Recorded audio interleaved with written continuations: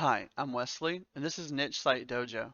In this video, I want to talk to you about seeding websites and what that can do for growing your portfolio. So the idea of seeding a website comes from adding content to a site and letting it age over time while keeping your main focus on whatever your original site was. And the reason you want to do this is because you can step back after a year and say you've seeded 2, 3 sites by then. You can judge which one of them are performing better as for to be your next project. Another reason you want to seed sites is basically just to slowly grow sites because they go, there's that sandbox stage you have to go through anyway. So you can slowly just drip content onto these side projects and grow them while maintaining your focus on your biggest project or your biggest site. And the way I go about doing this is I'll usually put about 100 pieces of content on a site that I want to seed and grow it from after that later on. And usually with 100 pieces of content, these sites turn into some form of a micro niche site. Usually they're going to be, like I have one that I made a video on. I'll put a card to it here that makes $400 a month on average. And it's a micro site. It has less than 100 pieces of content. I have another one that I've seeded recently in an entirely different niche that's going to be a lot more informational.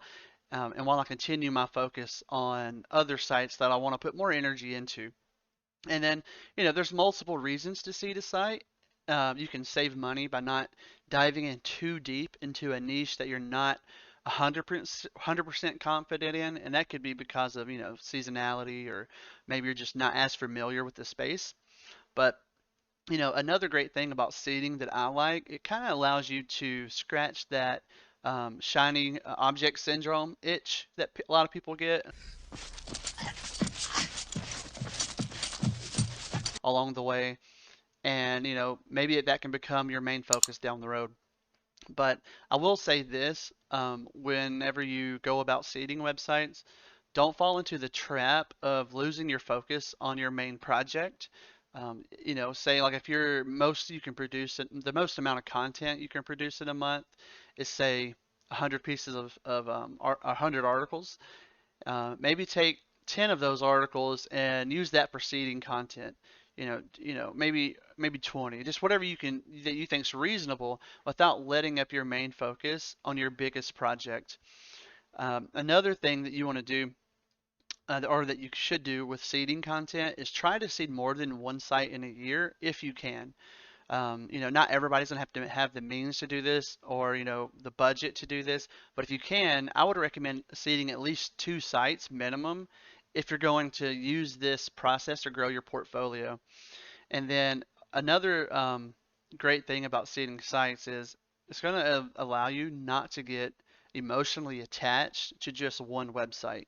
In this business, we tend to get emotionally attached to our biggest site, and that's really bad to do from a business standpoint because you make emotional based decisions over business based decisions. And that can really impact you if you ever want to sell the site, or just you know certain routes that you might take your projects, just because you're emotionally attached to it.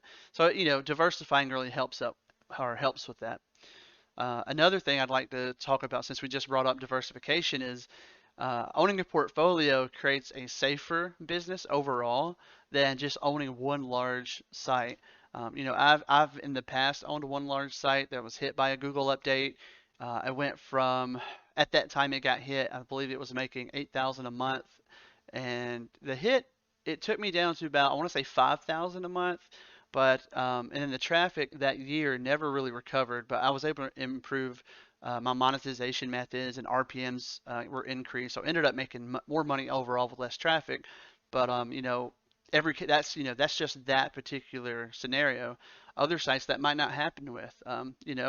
Take the pandemic when it hit, for example, with people in the travel niche, and if they only owned a travel blog, and they lost 90% of their traffic just about overnight and for almost a year. So diversifying can really help with things like that as well. Even if the sites you diversify with are just say micro sites, make 500 bucks a month or something like that. If you have a few of those, that you can always go back and grow later if you want. But as long as you have a few of them bringing in money and one site gets hit or your main site gets hit, you're not going to go under. Because a lot of people that have left their 9 to 5 jobs to do this full time, that's something you might want to think about. So another thing I just wanted to bring up is just I would focus on your main site until it's closer to at least 5 figures as well before you swap your focus to a seed site. Now, I don't mean you don't go seed a site before close to 5 figures or 5 figures and above. I'm just saying don't swap your main focus into another project until then, is what I would recommend. That way, your first project can fund these other seed sites and these other side projects and grow them using the revenue from there. So, hope you enjoyed this one. Let me know what you think in the comments below about seeding sites, and I'll see you there.